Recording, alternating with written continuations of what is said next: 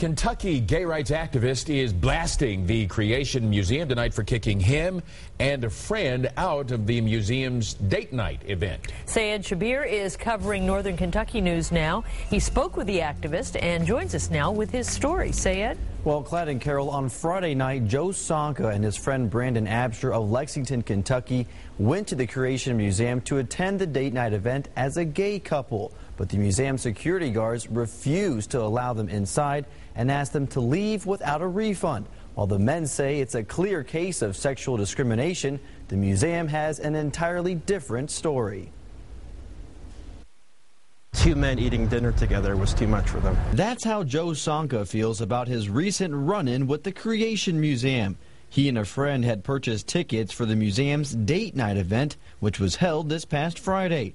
What they thought would be a special night out at the museum quickly turned sour. They stopped my friend at the door and would not let him in once they determined that his date was another man. Sonka says he was kicked out of the event simply because he and his friend were posing as a gay couple.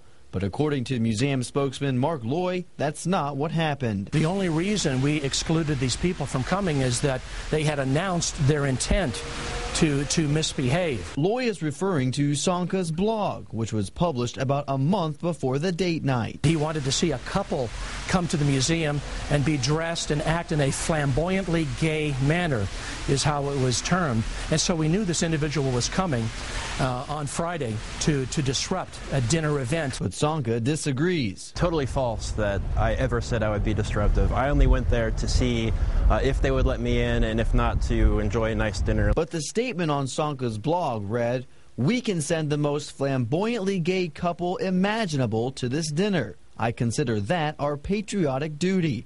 Although the intent of being disruptive is not spelled out, the museum felt it was more than enough to kick the two men out without a refund. Why should we pay for their meals and pay for the musician due to their misbehavior?